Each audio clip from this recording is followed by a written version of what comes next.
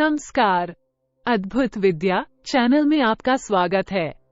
हमारी आज की कहानी है यमदूत और एक पंडित की कहानी। भाग्य का लिखा कभी नहीं मिटता। यह एक पंडित और यमदूत की कहानी है।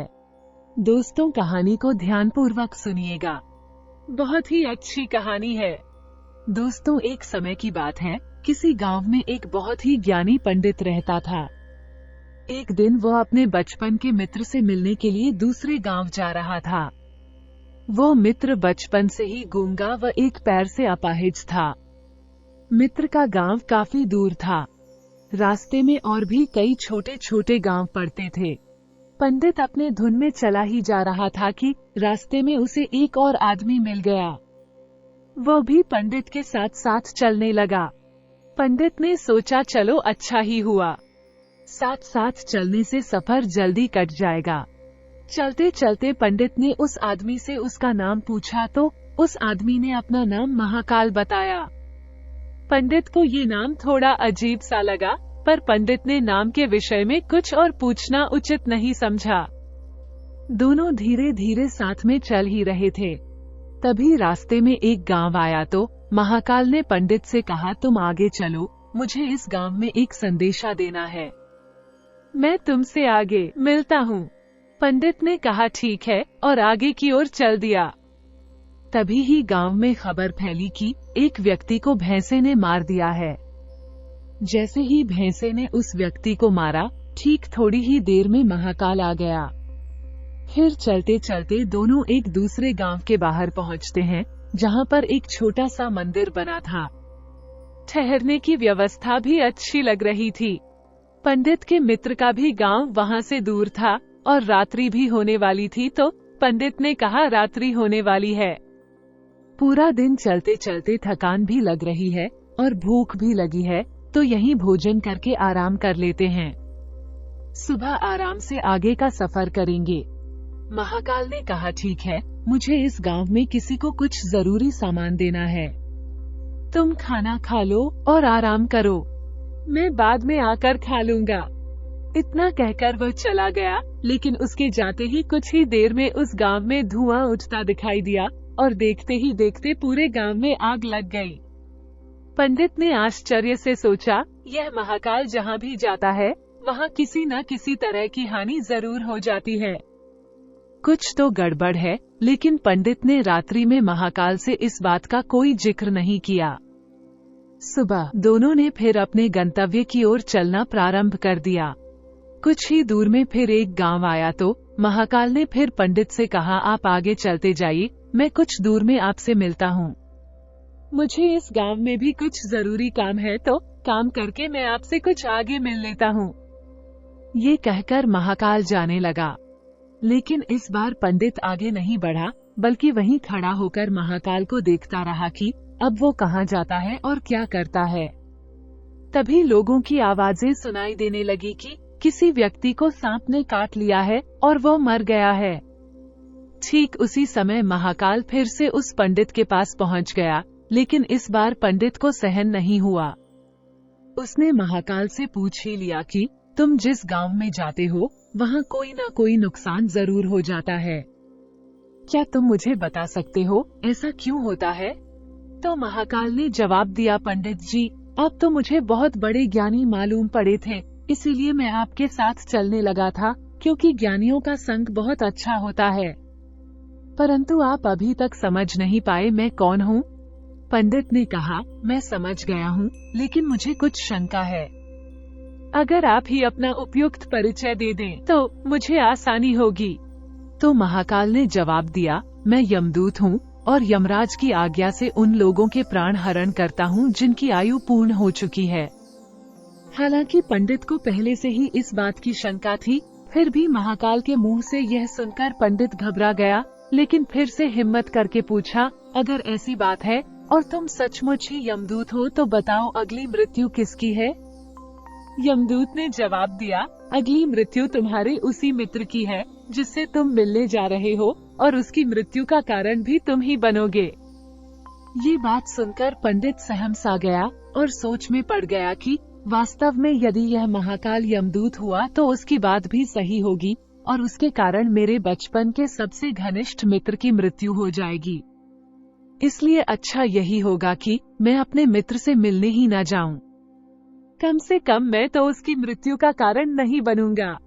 महाकाल ने कहा, तुम जो सोच रहे हो वो सब मुझे पता है, मगर तुम्हारे अपने मित्र से मिलने न जाने से नियति नहीं बदल जाएगी। तुम्हारे मित्र की मृत्यु निश्चित है और वो अगले कुछ ही क्षणों में घटित होने वाली है। महाकाल के मुंह से ऐसी बातें सुनकर पंडित को झटका सा लगा, क्योंकि महाकाल ने उसके मन की बात जान ली थी, जो एक साधारण व्यक्ति के लिए संभव नहीं है। अब पंडित को विश्वास हो गया कि महाकाल सचमुच में ही यमदूत है, इसलिए वो मित्र की मृत्यु का कारण न बने। इस कारण वो पीछे की ओर मुड़ा और अपने गांव की ओर जाने लगा। परंतु जैसे ही पंडित मुंडा, उसका मित्र तेजी से उसकी ओर आता दिखाई दिया, जो पंडित को देखकर अत्यंत प्रसन्न दिख रहा था। अपने मित्र के आने की गति को देखकर पंडित को ऐसा लगा जैसे कि उसका मित्र काफी समय से उसके पीछे ही आ रहा है। लेकिन वो बचपन से ही गूंगा था और पैर से अपाहिज था, इसलिए न तो पंडित तक पहुंच पा रहा था और न ही पंडित को आवाज देकर रोक पा रहा था। लेकिन जैसे ही वो पंडित के पास पहुंचा, अचानक उसकी मृत्यु हो गई। पंडित हक्का बक्का होकर महाकाल की ओर देखने लगा, जैसे कि वो पूछना चाह रहा हो कि आखिर क्या हुआ।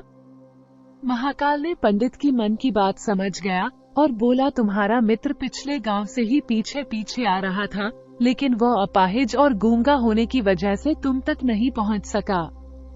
उसने अपनी संपूर्ण ताकत लगाकर तुम तक पहुंचने की कोशिश की, लेकिन बुढ़ापे में बचपन जैसी ताकत नहीं होती। इसलिए हृदयघात के कारण तुम्हारे मित्र की मृत्यु हो गई, क्योंकि तुमसे मिलने के लिए वो अपनी सीमाओं को लांघते हुए तुमसे मिलने के लिए पीछे पीछे भाग रहा था। इसलिए अपने मित्र की मृत्यु का कारण तुम ही बने। अब पंडित को विश्वास हो चुका था कि सचमुच में महाकाल एक यमदूत है और उसका कार्य जीवों के प्राण हरने हैं।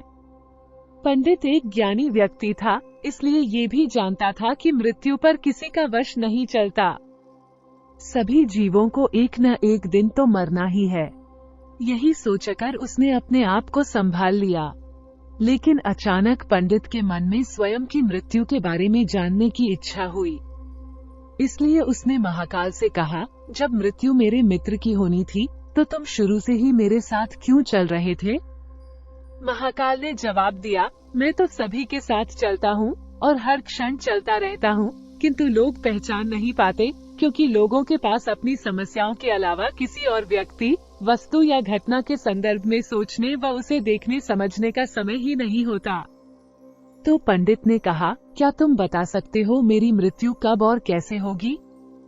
तो महाकाल ने कहा, हालांकि किसी सामान्य जीव को ये जानना उपयुक्त नहीं है, क्योंकि कोई भी जीव अपनी मृत्यु के बारे में जानकर दुखी ही होता है। लेकिन तुम ज्ञानी व्यक्ति प्रतीत होते हो और अपने मित्र की मृत्यु को जितनी आसानी से सहन कर लिया है, उसे देखकर लगता है तुम अपनी मृत्यु के बारे में जानकर भी दुखी नहीं होगे। तो तुम्हारी मृत्यु आज से ठीक 6 महीने बाद आज के ही दिन किसी दूसरे राज्य में फांसी लगने से होगी, और सबसे आश्चर्य की बात ये होगी कि तुम स्वयं खुशी से फांसी को स्वीकार कर लोगे। इतना कहकर महाकाल जाने लगा, क्योंकि महाकाल के पास पंडित के साथ चलते रहने का अब कोई कारण नहीं था। पंडित भी अपने मित्र की यथाशक्ति कर्मकांड करके अपने गांव चला गया। लेकिन कोई व्यक्ति कितना भी ज्ञानी क्यों ना हो, अपनी मृत्यु की बात जानकर व्यथित तो होता ही है और मृत्यु से बचने के लिए कुछ न कुछ करता ही है। सो पंडित ने भी किया, क्योंकि पंडित विद्वान था, इसलिए उसकी ख्याति उसके राज्य के राजा तक थी। तो पंडित ने सोचा, राजा के पास तो कई ज्ञानी मंत्री होते हैं, तो मेरी मृत्यु से संबंधित समस्या का कोई न कोई हल निकाल ही लेंगे। तो पंडित यह सोचते हुए राजदरबार में पहुंच जाता है और राजा को सारा वृतांत सुनाया। राजा ने अपने मंत्रियों को बात बताई और उनसे सलाह मांगी। अंत में सभी ने विचार विमर्श करके कहा, अगर पंडित की बात सही है तो उसकी मृत्यु भी 6 महीने के बाद ही होगी। लेकिन मृत्यु तब होगी जब वो किसी दूसरे राज्य में जाएगा। यदि वह दूसरे राज्य में जाए ही ना तो मृत्यु भी नहीं होगी। मंत्रियों का ये सलाह राजा को भी उपयुक्त लगी, तो पंडित के रहने की व्यवस्था महल में कर दी गई और राजा के आदेश के बिना उस पंडित से किसी को भी मिलने नहीं दिया जाता था। लेकिन पंडित कहीं भी आ जा सकता था ताकि यह न लगे कि वह राजा की कैद में है। परंतु पंडित डर के मारे स्वयं ही कहीं आता जाता नहीं था। धीरे धीरे पंडित की मृत्यु का समय नजदीक आने लगा और वह भी दिन आ गया जब पंडित की मृत्यु होनी थी। तो जिस दिन पंडित की मृत्यु होने वाली थी, तो पंडित डर के मारे उस दिन जल्दी ही सो गया ताकि जल्दी से वो रात बीत जाए और अगला दिन आ जाए तो मृत्यु टल सके। लेकिन पंडित को स्वयं नींद में चलने की बीमारी थी और इस बीमारी के बारे में वो स्वयं भी नहीं जानता था। अतः राजा या किसी वैद्य को इस बीमारी के बारे में बताने का तो प्रश्न ही नहीं उठता। पंडित अपनी मृत्यु को लेकर बहुत चिंतित था और नींद में चलने की बीमारी तभी आती है जब नींद ठीक तरह से न हो पा रही हो। तो उसी रात पंडित को नींद में चलने का दौरा पड़ा। वो उठा और महल से निकलकर अस्तबल में गया। पंडित राजा का खास मेहमान था, इसलिए किसी पहरेदार ने भी नहीं रोका और न ही किसी तरह की पूछताछ की। अस्तबल में पहुंचकर वो सबसे तेज चलने वाले घोड़े की पीठ में सवार होकर नींद में ही राज्य की सीमा के बाहर किसी दूसरे राज्य में चला गया। इतना ही नहीं, वो दूसरे राज्य के राजा के महल में पहुंच गया और उस महल के पहरेदार ने भी उसे नहीं रोका और न ही कोई पूछताछ की। सभी लोग रात्रि की अंतिम प्रहर होने के कारण नींद में थे। वो पंडित सीधे राजा के शयन कक्ष में पहुंच गया, जहां राजा और रानी सो रहे थे। वहीं पंडित भी जाकर लेट गया। सुबह हुई तो राजा ने पंडित को रानी के बगल में सोया हुआ देखा, जिससे राजा बहुत क्रोधित हुआ। पंडित को गिरफ्तार कर लिया गया। पंडित को तो कुछ समझ में ही नहीं आ रहा था कि आखिर दूसरे राज्य में और राजा के शयन कक्ष में कैसे पहुंच गया। लेकिन वहां ये सब सुनने वाला कौन था? राजा ने पंडित को दरबार में हाजिर करने को हुक्म दिया। कुछ समय बाद पंडित को दरबार में लाया गया। कुछ समय बाद राजा का दरबार लगा, जहां राजा ने पंडित को देखा और देखते ही इतना क्रोधित हुआ कि पंडित को फांसी पर चढ़ा देने का आदेश सुना दिया। फांसी की सजा सुनकर पंडित कांप गया। फिर भी कुछ हिम्मत कर राजा से कहा, महाराज, मैं नहीं जानता कि राजमहल में कैसे पहुंचा। मैं ये भी नहीं जानता हूँ कि आपके शयन कक्ष में कैसे आया और आपके राज्य के किसी पहरेदार ने रोका क्यों नहीं। लेकिन मैं इतना जानता हूँ कि आज मेरी मृत्यु होनी थी और होनी भी जा रही है। राजा को ये बात थोड़ी अटपटी लगी। उसने पूछा, तुम्हें कैसे पता कि आज तुम्हारी मृत्यु होनी है? कहना क्या चाहते हो? राजा के इस सवाल के जवाब में पंडित ने पिछले 6 महीने की कहानी बता दी और कहा, महाराज, मेरा क्या?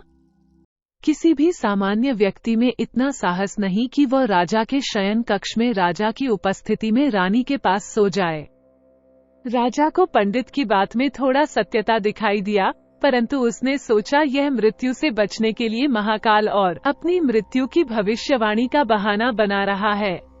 इसलिए राजा ने पंडित से कहा, ये तुम्हारी बात सत्य है और आज तुम्हारी मृत्यु का दिन है। जैसा कि महाकाल ने तुमसे कहा था, तो तुम्हारी मृत्यु का कारण मैं नहीं बनूंगा। लेकिन अगर बात झूठी निकली तो निश्चित ही आज तुम्हारी मृत्यु का दिन होगा, क्योंकि पड़ोसी राज्य का राजा उसका मित्र था। उसने तुरंत सिपाहियों के हाथ दूसरे राज्य के राजा को पत्र भेजा और पंडित की बात की सत्यता का प्रमाण मांगा। शाम तक भेजे गए सैनिक लौटे और उन्होंने बताया कि महाराज, पंडित जो कह रहा है वो पूर्णतः सत्य है। दूसरे राज्य के राजा ने पंडित को रहने के लिए अपने ही महल में संपूर्ण व्यवस्था कर रखी थी और पिछले 6 महीने से पंडित राजा का मेहमान था। कल राजा अंतिम बार उसके शयन कक्ष में मिले थे और इसके बाद यह इस राज्य में कैसे पहुंच गया, इसकी जानकारी किसी को भी नहीं है। इसलिए उस राज्य के राजा के अनुसार पंडित को फांसी की सजा देना उचित नहीं है। लेकिन राजा के लिए एक नई समस्या आ गई, क्योंकि उसने बिना कुछ जाने ही पंडित को फांसी की सजा सुना दी थी। इसलिए अगर पंडित को फांसी ना दी जाए तो राजा के कथन का अपमान हो जाए, और अगर राजा के द्वारा दी गई सजा का मान रखा जाए तो पंडित की बिना वजह ही मृत्यु हो जाए। राजा ने अपने सभी मंत्रियों से इस बात की चर्चा की। सभी मंत्रियों ने सुझाव दिया कि महाराज पंडित को एक कच्चे सूत से फांसी लगवा दें।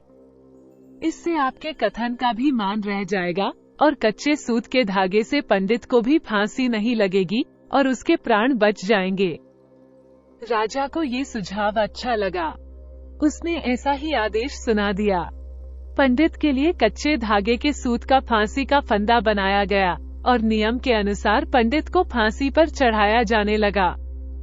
सभी लोग खुश थे कि न तो पंडित मरेगा और न ही राजा का वचन झूठा पड़ेगा।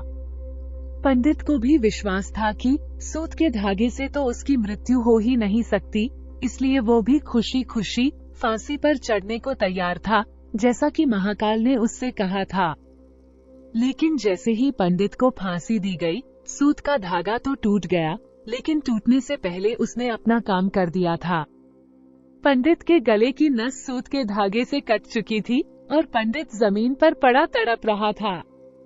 हर धड़कन के साथ उसके गले से खून की फुहार निकल रही थी और देखते ही देखते पंडित का शरीर पूरी तरह से शांत हो गया। सभी लोग आश्चर्यचकित थे। पंडित को मरते देख रहे थे। किसी को विश्वास ही नहीं हो रहा था कि इस कमजोर से धागे से किसी की मृत्यु हो सकती है। लेकिन घटना घट चुकी थी। नियति ने अपना काम कर दिया था। जो होना होता है वो होकर ही रहता है। हम चाहे जितनी भी सावधानियां बरते, जितना भी उपाय कर ले, लेकिन हर घटना और घटना का पूरा प्रणाली पहले से ही तय होता है, जिसे हम थोड़ा सा भी इधर उधर नहीं कर सकते। इसलिए ईश्वर ने हमें भविष्य जानने की क्षमता नहीं दी है, ताकि हम अपने जीवन को ज्यादा बेहतर तरीके से जी सकें, और यही बात उस पंडित पर भी लागू होती है। यदि पंडित ने महाकाल से अपनी मृत्यु के बारे में ना पूछा होता तो 6 महीने राजा की कैद में रहकर डर डर कर जीने की बजाय ज्यादा बेहतर जिंदगी जीता। तो दोस्तों, आपको ये कहानी कैसी लगी? लाइक और कमेंट करके जरूर बताएं और चैनल को सब्सक्राइब करना बिल्कुल ना भूलें। मिलते हैं एक नई कहानी के साथ। बहुत बहुत धन्यवाद।